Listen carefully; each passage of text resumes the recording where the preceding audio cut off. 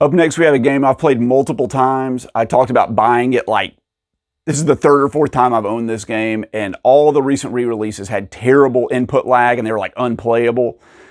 I got the PS4 version, and I'm happy to say that the input lag has been reduced greatly to make this game actually playable. And I showed this in a game pickups video that I did a few videos ago, and it's off the Psycho Shooting Collection Shooting Library, Volume 3, and that game is Gunbird, which is this one right here.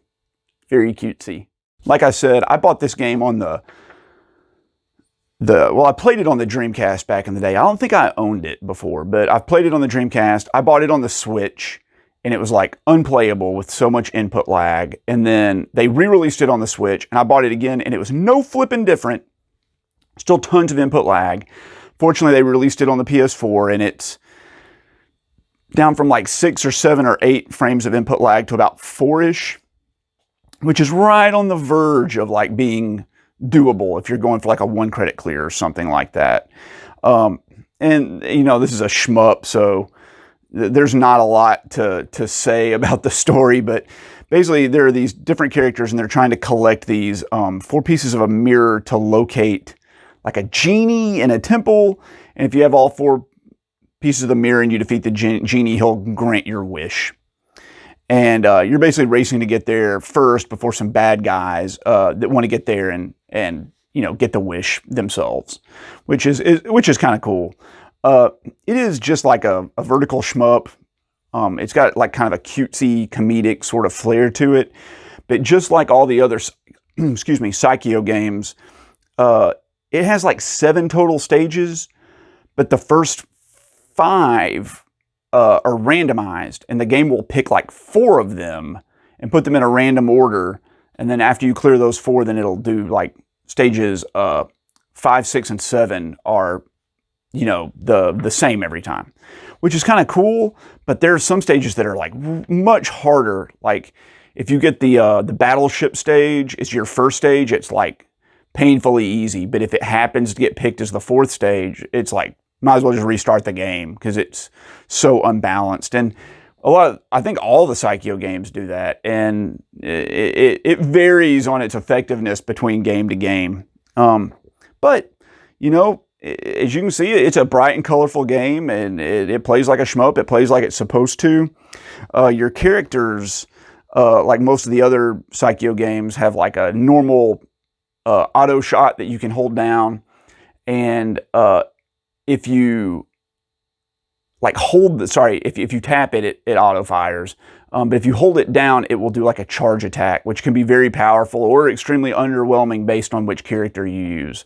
And I find like in this game specifically, the charge attacks take way too long. I found myself doing better when I just ignored them altogether, because I felt like I was like holding the charge for 3 seconds and just dodging, and I was getting overwhelmed by enemies. Unlike Strikers 1945 and that series, where the charge attacks seem to take a little bit less long and they seem to be more effective at clearing out enemies. But you also have a bomb and some of these kind of like screen clear and block bullets that you can use in case of an emergency. But on some of the characters, it's like so slow that you really can't bomb in the case of an emergency. By that point, you're like dead. So you need a bomb as like a precautionary measure to prevent yourself from getting hit by a bullet rather than using it to save yourself at the last second. You know, the music in this, and I won't play the music for you because I don't want to get a copyright strike, but it's decently catchy. It's not very memorable. It has this almost like 90s acid jazz kind of feel to it, if you know what that is. And I feel like a lot of the Psycho games, I think probably the same composer did all the music. It's okay. It's not very memorable.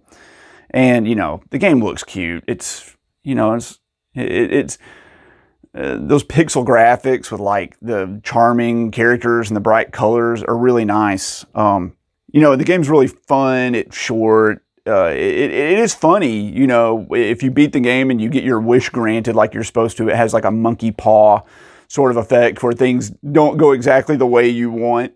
You know, and the input lag's better. So I think this is a decent play. But there's some things about this game that I kind of like hate that really hurt its, replayability in my opinion. One is that your power-up levels, as you kind of upgrade your ship, when you hit the top most powerful one, which you really need to survive, it wears off over time. So you need to like constantly pick up power-ups to keep it kind of charged up. And I really don't like that. At some points, you're milking a boss, you're trying to beat a boss, and you just don't get a power-up. You're just like getting progressively weaker while he's getting stronger, and that's annoying.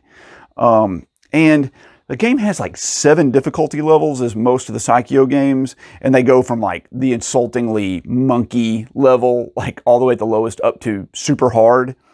And it's strange, like easy is in the middle. So easy is kind of where normal would be on a normal game. But honestly, like very hard is not much more difficult than easy in this game. Like there are more bullets, but you macro dodge in this game. You don't try to weave your way through bullets. This isn't like a bullet hell game. It's all about memorizing the bullet patterns coming and reacting before they get there. And it's harder on very hard, but not like the distance between monkey or child difficulty versus easy. Like easy is 5 times harder than monkey difficulty, but very hard is only like twice as hard as easy. So it doesn't really scale up well, which makes it kind of hard to learn the game, because you need like that gradual ramp to progressively get better if you're trying to go for like a 1 credit clear or a high score or something like that. And I was able to get like the 1 credit clear on this one. I did it on monkey, like on my first try, and I did it on child. It took me a couple tries, and then I did it on very easy on a couple tries, and I did it on easy. It worked my way up to where I got it all the way on normal, which was fairly tough. And I got pretty close on very hard. I think I only had to use 1 continue to finish the game on very hard. So it's good. And the characters are fun, and they all have like, a good potential to do well in the game. It's not like some are super overpowered compared to the others. They all are balanced fairly well. So how's Gunbird? It's pretty good. It's one of the better Psycho games, and I think it's pretty fun, but it's not one of the greatest shmups of all time. It's, it's a B tier kind of shmup in my opinion. That power-up, losing your power-ups over time annoys me, and the charge attack length is frustrating. So Gunbird, right there. It's like a 7 out of 10, guys. It's fun. It's cool to have it on the compilation, and I think that it has like the best humor of any of the Psycho games, and that's nice. But in terms of replayability, this isn't one of the better ones in my opinion.